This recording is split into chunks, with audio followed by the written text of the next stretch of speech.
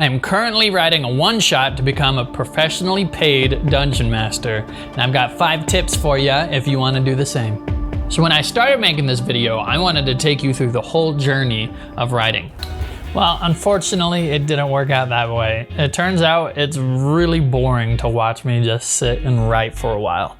So instead, I'm giving you 5 tips on how to make your one-shots engaging and effective.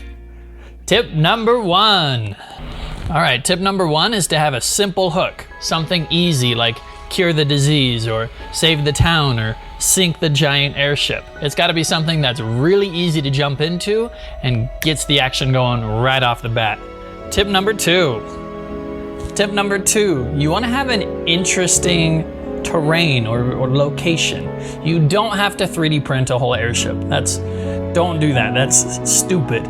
But you do want to have something that makes the area feel unique. Maybe some unique terrain or unique cover. Stuff that your players can use strategically. And if your players aren't using it strategically, have your enemies use it strategically.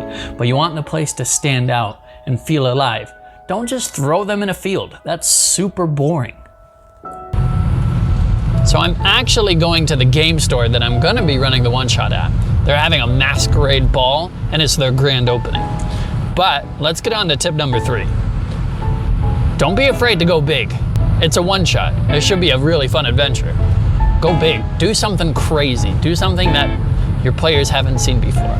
This is a perfect time to try some new enemies or a new idea because worst case scenario, you guys just had a weird one night. Anyway, we're about to get there. Here's my mask. By the way, props if you know what this is from. It looks kind of gory for a masquerade, but I think it fits.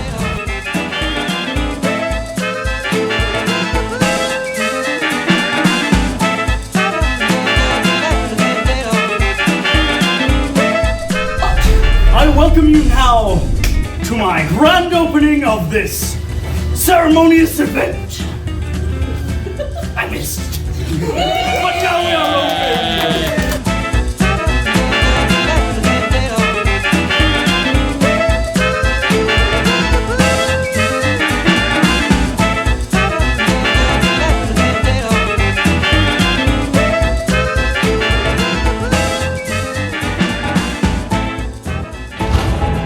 I got a moment to step away to tell you about tip number 4. Every encounter, you have to be burning players' resources pretty quick. Stuff like health, spells, ammo, abilities. You need to be burning through those on the first encounters so that final encounter is really intense. If your players get through an encounter and they don't spend their resources, it was a waste of time. You do gotta be careful though. Don't make enemies that are too swingy. If an enemy hits really hard and then you accidentally crit on that, you can bring down an entire player in one turn. Real quick before the end of the video, I want to tell you I run an Etsy page.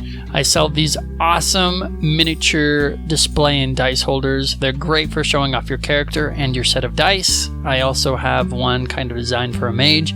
I designed them myself, I hand painted them myself, so they're a great gift for dungeon masters and players alike. I run the Etsy store just to support my hobbies and make things a bit smoother for my family, so I do appreciate you taking the time just to even watch this video, so thank you for the support.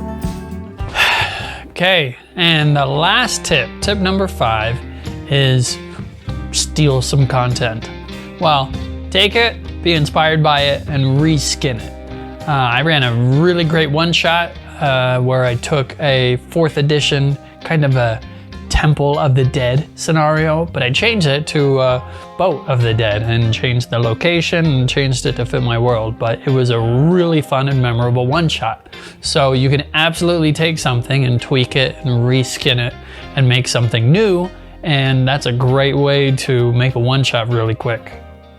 And that's it. That's all I have for this video. Thanks for watching. You know what to do. Next video is going to be me trying to make actual money playing Dungeons & Dragons.